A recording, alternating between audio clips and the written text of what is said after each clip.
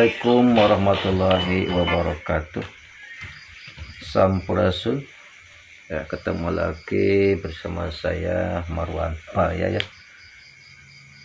Sini saya akan menayangkan pidato Kang Deddy Mulyadi ya, perdana di depan DPR ya. Yang menurut saya sangat memukau, sangat bagus, sampai saya terpesona ya. Semoga bermanfaat ya. Kita sama-sama dengarkan pidato Kang Deddy Mulyadi ya. Terima kasih.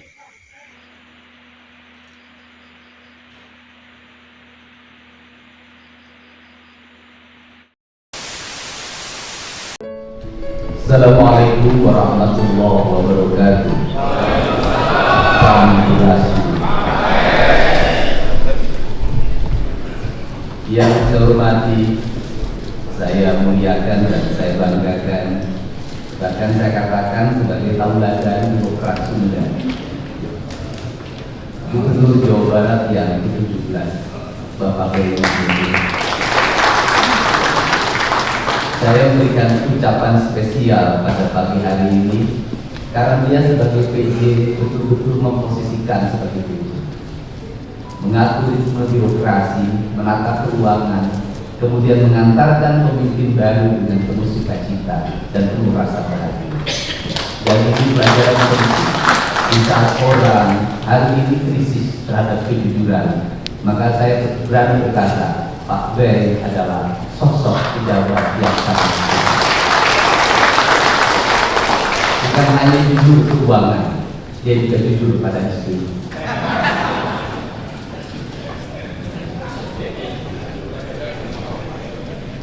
Yang saya hormati Saudara Wakil Gubernur Jawa Barat, yang saya hormati Ketua DPRD Provinsi Jawa Barat, saya lebih menyebutnya dalam keseharian Kang Uki Wibawa.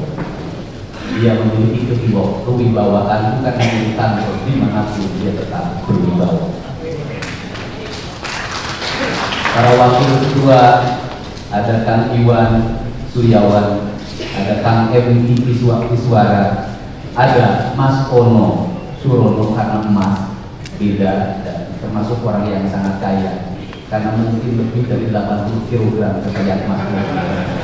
Karena dia, kita harus menghormati wilayah, karena wilayah Indramayu itu kebudayaan Cirebonan, Jawa dan Sunda. Kemudian ada Kang Aceh Jamaludin, kalau ini murni orang Sunda kelihatan. Yang saya hormati Bapak Pangdam 3 Siliwangi, asli orang Sunda. Yang saya hormati Bapak Kapolda Jabar, asli juga orang Tasik. Kemudian yang mewakili Kepala Kejaksaan Tinggi Jawa Barat, kemudian Ketua Pengadilan Tinggi Jawa Barat, kemudian juga yang mewakili Kapolda Metro Jaya. Saya ucapkan terima kasih karena wilayah kita termasuk di dalamnya ada Kota Bekasi, Kabupaten Bekasi, dan Kota Depok. Itu adalah wilayahnya Polda Metro Jaya. Yang saya hormati Sekretaris Daerah dan seluruh perangkat pemerintah daerah Provinsi Jawa Barat. Yang saya banggakan kawan-kawan saya, para ketua komisi, wakil ketua komisi, para anggota komisi, para ketua banggar, wakil ketua banggar, para ketua badan musyawarah, wakil ketua badan musyawarah. Mudah-mudahan istilahnya belum berubah karena saya pernah menjadi anggota DPRD Kabupaten Purwakarta, ketua komisi E, pernah menjadi wakil ketua komisi 4 DPR RI bareng dengan Pak Ono Surono, dan dulu direncanakan mau satu pasangan. Ternyata nasib yang mengatakan berbeda. Tetapi saya tahu Pak Ono masih sangat mencintai saya hari ini. Bisa terbukti dari postingan-postingan di media sosialnya. Saya bicara jasa, Pak Ono bicara jasa. Yang mungkin tidak akan pernah diikuti adalah saya cari istri, tidak mungkin Pak Ono. Para tamu undangan, hadirin yang berbahagia, hari ini juga yang berbahagia bukan hanya Gubernur Jawa Barat, tetapi juga para bupati dan wali kota. Mudah-mudahan hadir di sini. Yang paling utama, Bupati Garut ada agak spesial. Bukan hanya Bupati Garut yang hadir, tetapi wakil bupatinya juga hadir. Saya kurang mengerti kenapa wakil bupati juga hadir.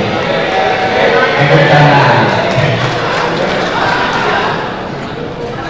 Yang jelas tadi pagi saya sudah menegur anggota DPRD Provinsi Jawa Barat, Dapil Purwakarta dari Partai Gerindra, karena lebih banyak kunjungan ke Garut dibanding kunjungan ke Purwakarta.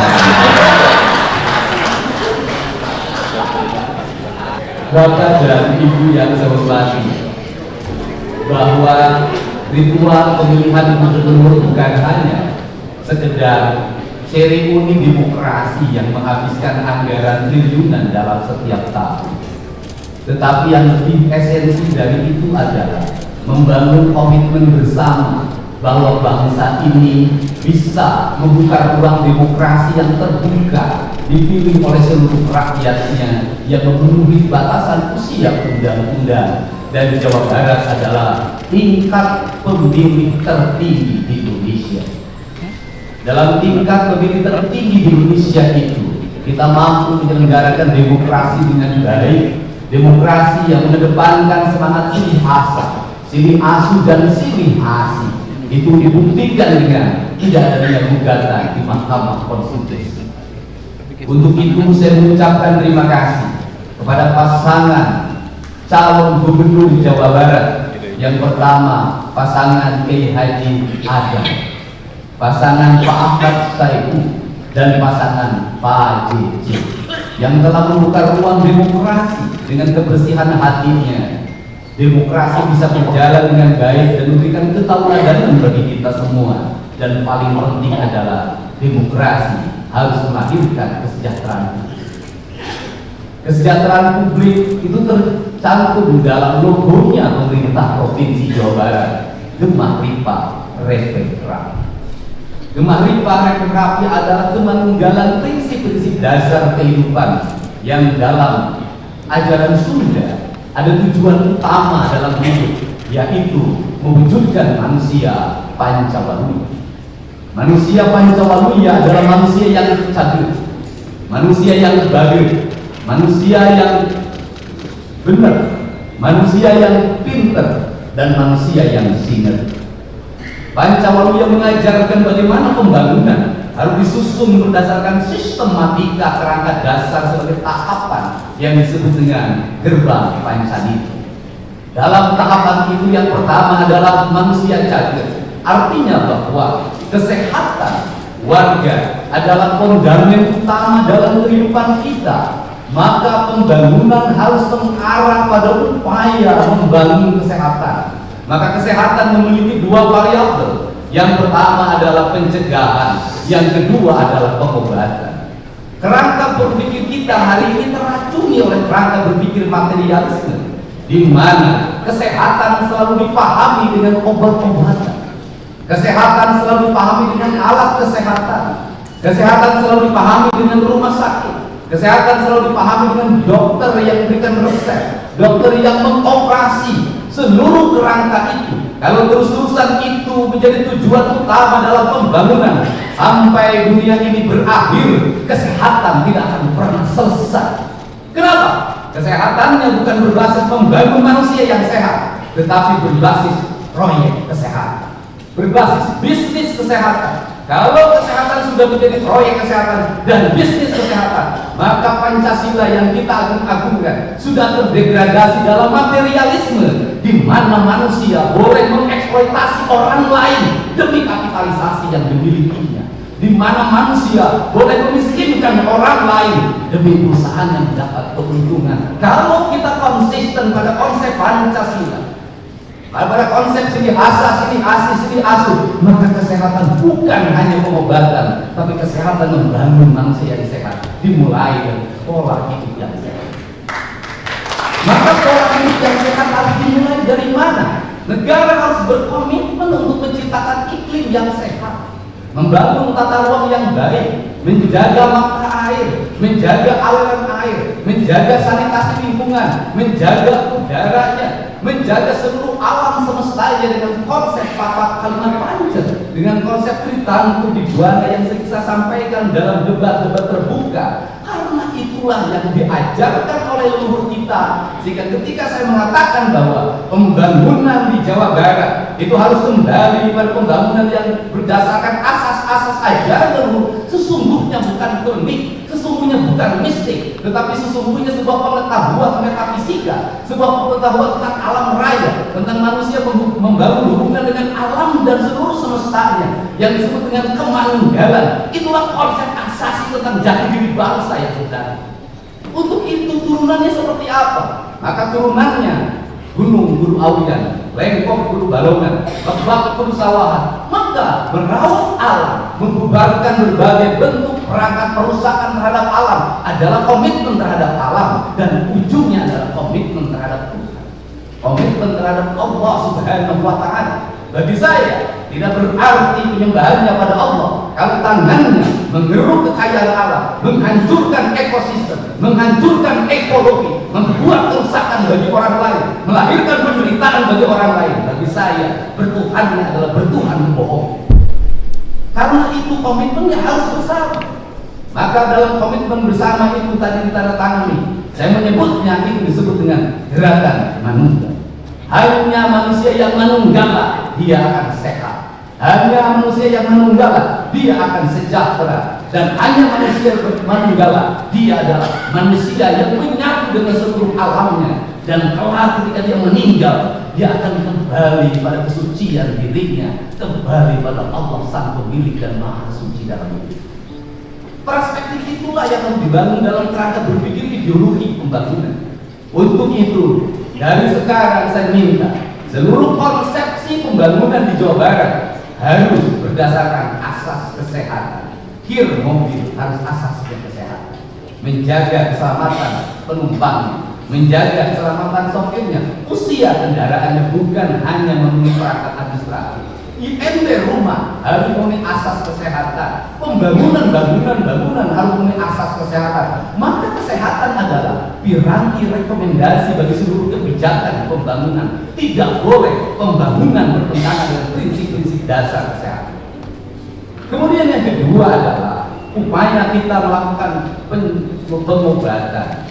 Maka seluruh perangkat pemerintah harus segera mengalokasikan pembiayaan, menyediakan puskesmas pembantu di tingkat desa dengan kekuatan layanan yang memadai, menyediakan puskesmas di tingkat kecamatan yang merawat inap dengan kerangka layanan yang memadai, memberikan rumah sakit layanan di setiap kabupaten kota, di mana satu rumah sakit di kabupaten kota yang satu memiliki spesialis penyakit yang A, yang rumah sakit kabupaten lain yang B, yang kabupaten yang lain yang C.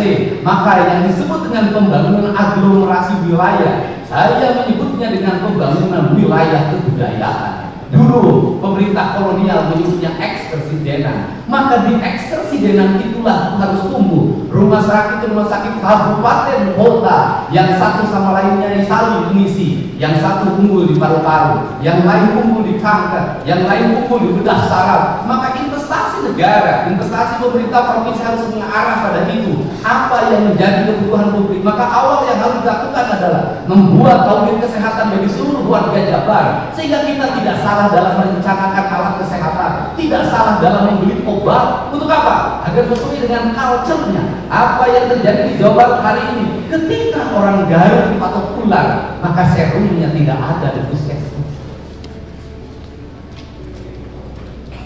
Untuk itu harus diidentifikasi secara ekologi. Di desa ini ular apa? Kalau mematuk petani, mematuk nelayan, mematuk buruh tani, maka kita harus sudah siap. Maka di desanya sudah ada sel bisa anti ular. Kerangkanya dibangun dalam capaian berpikir yang universal, tetapi tindakan-tindakannya harus bersifat lokal. Kemudian yang berikutnya adalah membuat gerakan. Ketika hari ini dicanangkan gerakan makan bergizi gratis, sesungguhnya itu adalah harapan. Harapannya apa? Harapannya anak-anak kita mendapat asupan gizi yang memadai. Hari ini anak-anak Jawa Barat mengalami problem di makanan. Kenapa? Ibunya sudah tidak memasak di rumah. Maka anak-anak jajan di pinggir jalan. Maka anak-anak jajan dimanapun. Apa yang terjadi pada hari ini? Anak-anak meminum gula dengan kadar gula yang berlebihan yang dia dapatkan di warung-warung. Anak-anak memakan minyak-minyaknya, kadarnya sudah berhari-hari tidak diganti. Apa yang terjadi? Tingkat kesehatan derajat anak-anak menurun. Ketika tingkat derajat kesehatan anak-anak menurun, maka rumah sakit penuh dengan anak-anak, puskesmas penuh dengan anak-anak, maka kos pemerintah habiskan biaya berobat. Padahal biaya berobat jauh lebih mahal dibandingkan kita mencegah dan mengobati. Yang kedua adalah kerangka cabai kerangka bagir. Maka orang cabai maka dia akan bagir. Bagir itu apa? Bagir itu dalam kata orang Sunda, yaitu orang yang memiliki kebersihan hati awalnya. Cilik putih cakera, canggungan 14, jalan gede Sasakuan, tegemen temalut terus balubang timur Karawang. Maka sifatnya dedehan melasan kasihan, nurun kalau butuh nalang kalau susah nanti kalau sih nyaman kalau kueke. Maka kerangka kerja itu harus dibangun dalam sistem pendidikan yang membangun karakter pribadi anak-anak. Anak-anak kita pinter main IT-nya, anak-anak kita pinter berucapnya, tapi hari ini lemah kesabarannya, lemah fisiknya, dan dalam jangka panjang kalau ini dibiarkan maka akan menjadi ancaman masa depan. Saya katakan tadi malam sudah layak para bupati wali kota hari ini mengevaluasi anak TK, SD dan SMP menggunakan perangkat HP dalam kehidupan sehari-hari. Kalau gurunya benar belajar dengan membaca HP, ternyata di negara-negara maju ini sudah ditinggalkan. Kenapa? Tidak meninggalkan jejak di dalam pikiran. Membaca buku jauh meninggalkan jejak dibanding membaca perangkat ini. Tetapi di perangkat kita jejaknya tidak akan pernah. Kemudian benar, maka orang benar itu apa? Orang yang ucap dan tingkatnya sama. Kalau sudah seperti itu maka tingkatan yang keempat, orang pinter boleh, tapi kalau dia sudah canggih, sudah bagus dan sudah benar. Kenapa? Kalau pinter lebih dulu dia tidak canggih, profesor tak akan berarti kalau dia tidak seperti. Dia pintar tapi dia tidak benar, rusak dengan tidak pernah mengarah pada kepentingan publik, habis belanjanya oleh kepentingan kan yang non. Maka pintar menjadi kekuatan utama. Yang terakhir, orang pintar tak ada arti kalau tidak sih dia tidak satset, dia tidak perfect, dia tidak bisa mengaplikasikan seluruh perangkatnya dalam kehidupannya. Untuk itu saya mencoba membagi dua kerangka kerja pembangunan Jawa. Kerangka kerja yang pertama di tahun 2025 dan tahun 2026 serta sisa setengah dari 2027 saya menyebutnya tahun belanja modal. Tahun belanja modal itu apa? Modalnya dalam bentuk infrastruktur.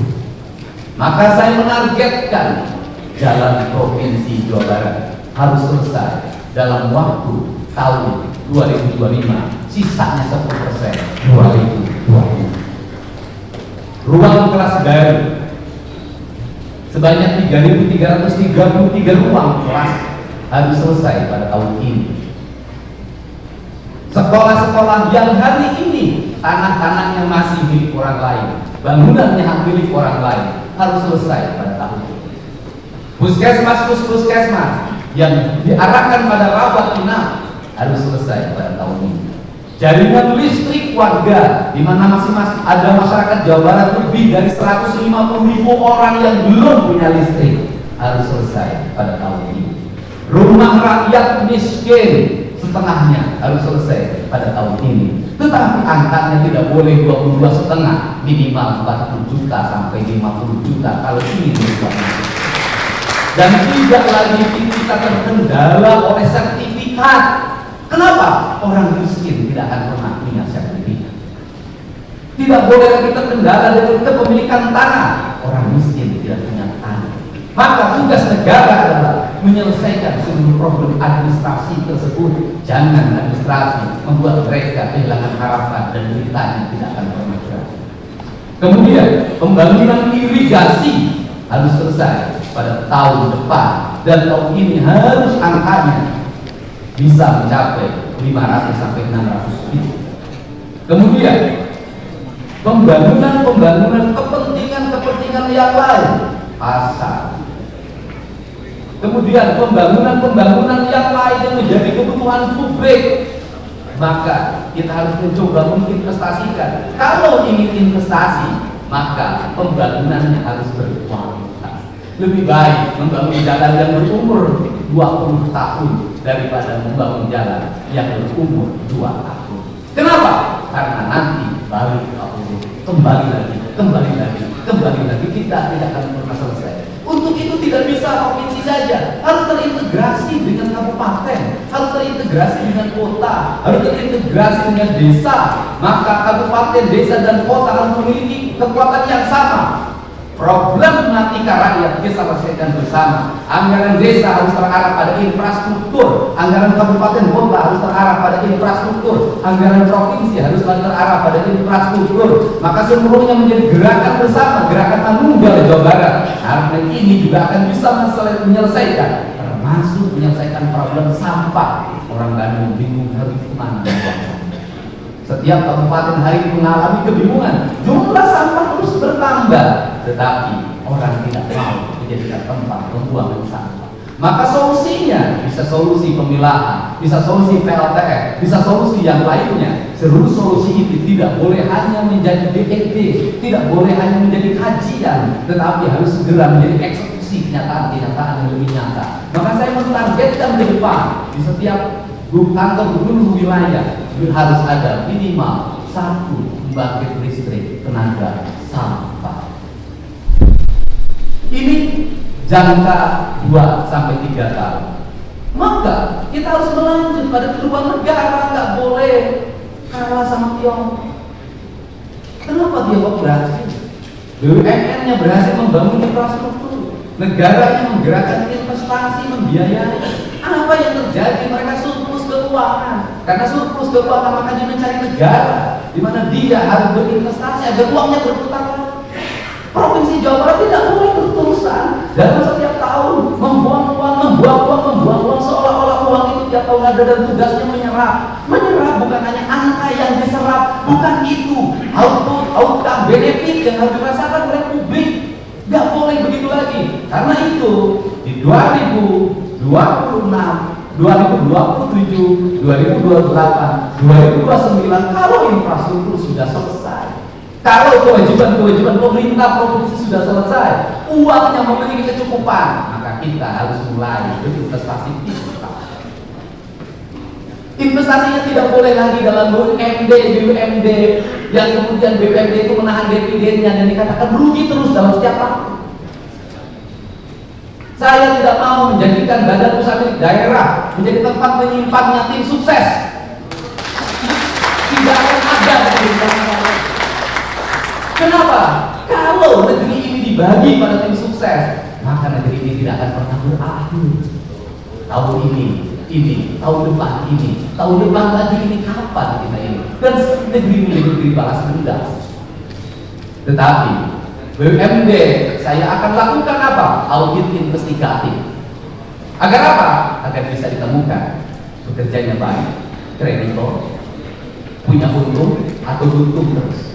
Kalau untung terus, ngapain? Jadi pengangguran ngabisin duit APBD. Tutup.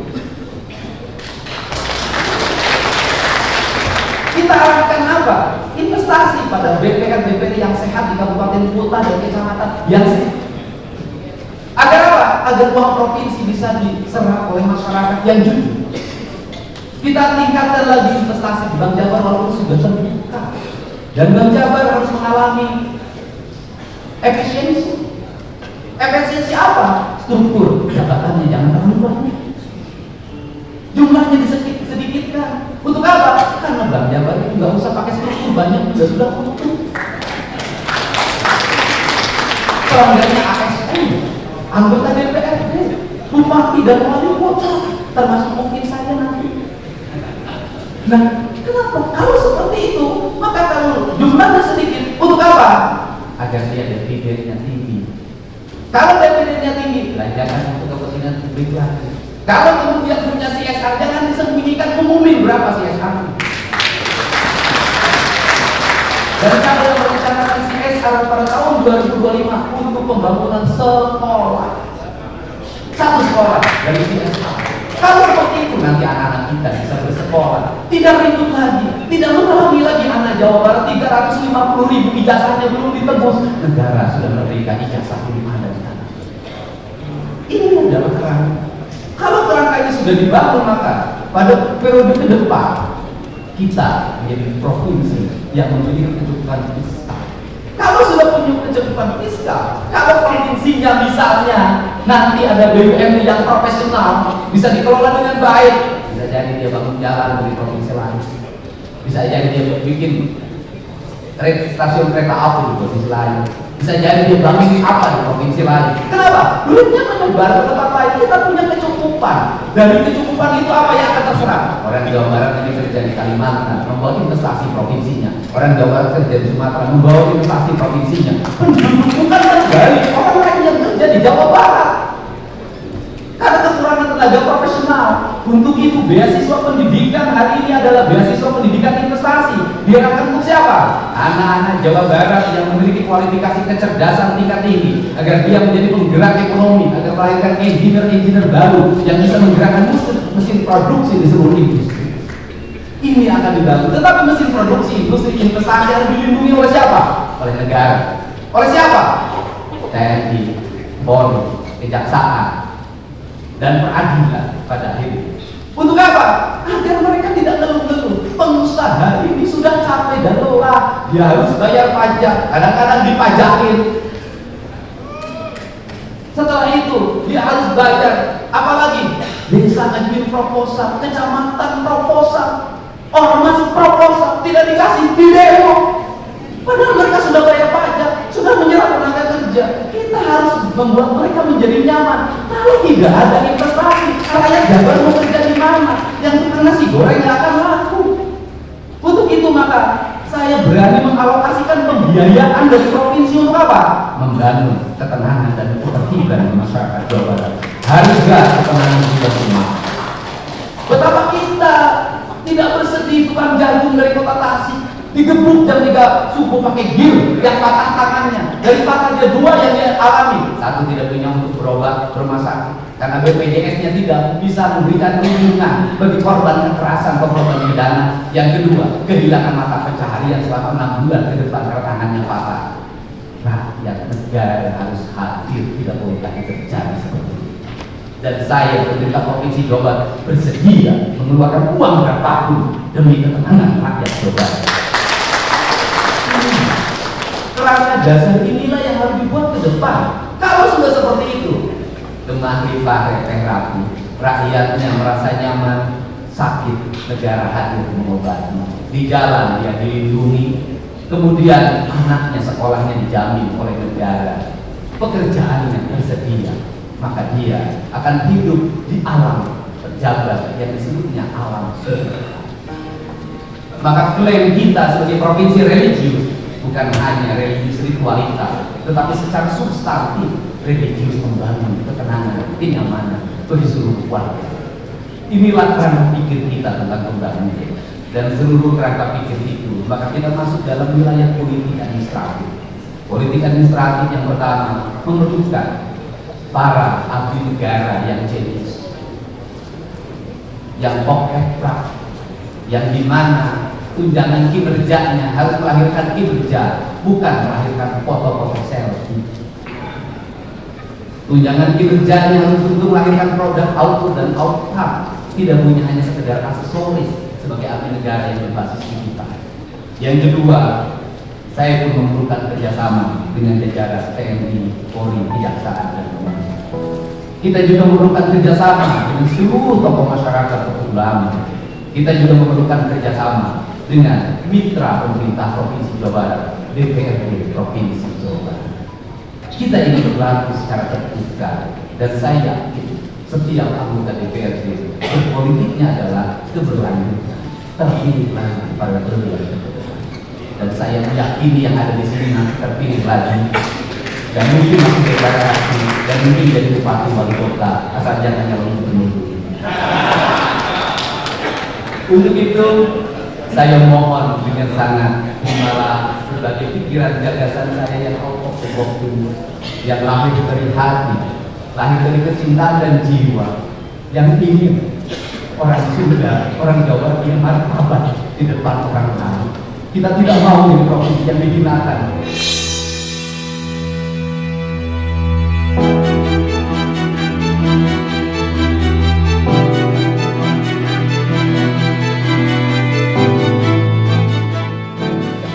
Karena jumlah anak-anak yang menikah di bawah umur tinggi, kita tidak mau menjadi provinsi yang dihinakan karena namanya sekolah pasti 8 tahun.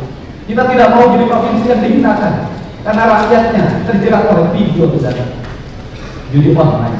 Kita tidak mau menjadi provinsi yang dihinakan karena angka harapan hidupnya masih rendah. Kita tidak mau menjadi provinsi yang dihinakan karena angka kematian ibu dan anak yang melahirkan juga masih tinggi. Kita ingin menjadi provinsi yang dibanggakan, jadi provinsi yang memberikan contoh pada seluruh provinsi lain bahwa anggaran negara kalau dikelola dengan baik akan melahirkan kesejahteraan bagi masyarakat. Untuk itu saya mengucapkan terima kasih atas seluruh dukungan warga Jawa Barat yang telah berpartisipasi dalam politik 27 November 2024. Bagi saya tidak ada partai pendukung, tidak ada partai pengusung, tidak ada partai lawan politik. Semua partai adalah sahabat saya yang memiliki cita-cita dan misi. Dan saya juga akan membuka ruang bagi semuanya untuk memberikan otokritik yang objektif dan mengarah pada solusi-solusi yang dibutuhkan oleh masyarakat. Bukan kritik yang bersifat kebencian atau didasarkan nalar-nalar sentimen karena persoalan pemahaman keyakinan dan Indonesia. Untuk itu saya ucapkan terima kasih. Semoga seluruh gagasan dan cita-cita ini bisa kita wujudkan dalam waktu yang tidak terlalu lama, dan seluruh penantian itu bisa dirasakan oleh seluruh warga Jawa Barat. Saya mohon maaf pada semuanya apabila ada ucapan dan tingkah laku saya yang sering kontroversial, yang menimbulkan keriuhan di media sosial, tetapi tidak akan pernah ada ajang pisau kalau tidak pernah berasah dalam setiap hari. Pisau yang tidak berasah dia akan berkarat dan akhirnya tidak berhasil. Untuk itu saya ucapkan terima kasih. Lembur ditulus kota di Tata Jawa Barat istimewa. Wallahu muwaffiq ila aqwamit thoriq. Assalamualaikum warahmatullahi wabarakatuh. Salam sekali merdeka tetap. Sekali merdeka tetap. Sekali merdeka tetap.